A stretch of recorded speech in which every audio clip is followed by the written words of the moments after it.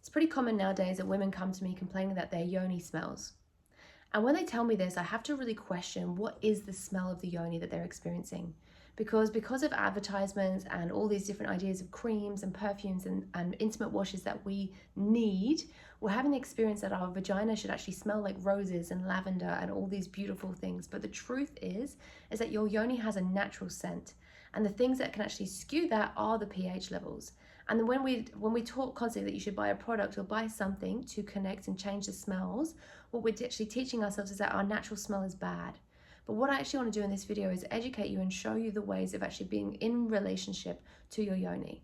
So first of all, like I recommend every time you take your knickers down, if you go into the bathroom, whatever you're doing, just actually take a sniff of what the smell is in the underpants, because what you're going to get to know is the changes throughout the cycle of this yoni. And that's actually one of the most important parts of recognizing that your yoni has a normal scent. So as you're coming into your bleed, for example, there can be a coppery smell. There can be a smell of like pennies and things like that, that your body is starting to excrete blood. Another reason why you might have a smell of copper is if you've been having sex and, for instance, the sex is a little too dry. You might experience that there's actually a slight smell of copper from perhaps a little bit of a tear internally. The other things that come up is often women complaining that there's a fishy smell. It's actually not true that the yoni smells of fish.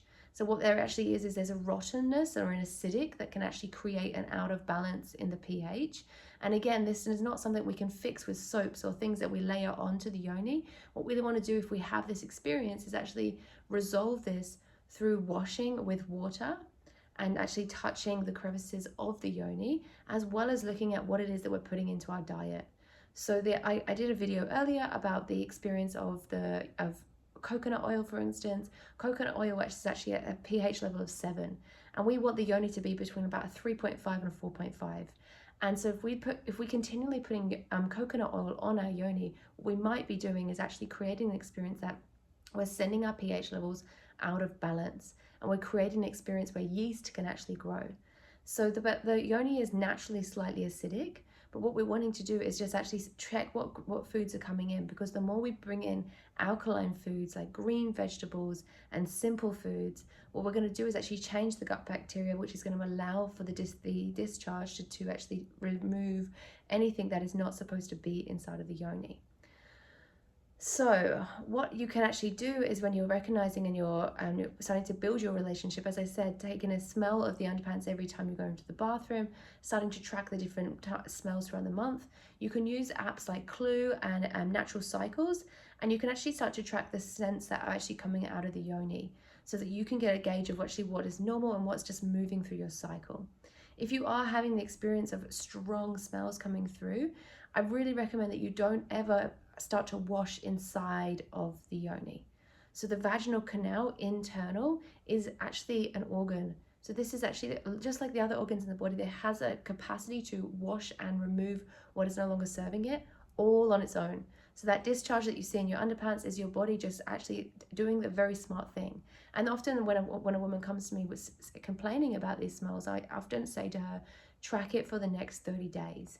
Because sometimes the body is just being very smart and removing the smells through this discharge, through this sense, and just letting it all go. And we have to track our emotions as well, because something that happens often as well is if we're experiencing a lot of sexual shame or if there's a sexual trauma, what our body will start to do is actually start to excrete a smell to actually back off from people.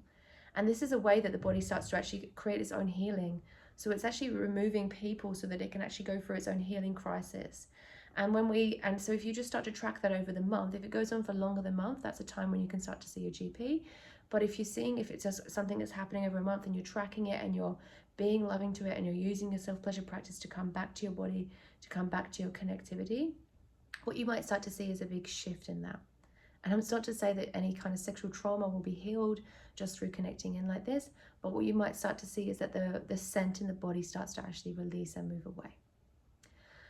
So the other thing that you want to do is then when you are washing your yoni is you can actually wash just the vulva. So the vulva is the external part. So when you've got the labia, the outside labia, the internal labia, this is what you actually want to be washing. And you want to be getting into those crevices with water, with your hands.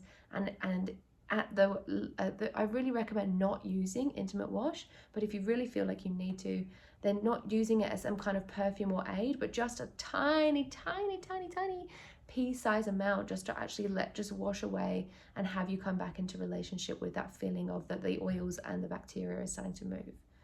All right, I hope this was helpful, and drop me some comments below if you have any questions. Thank you.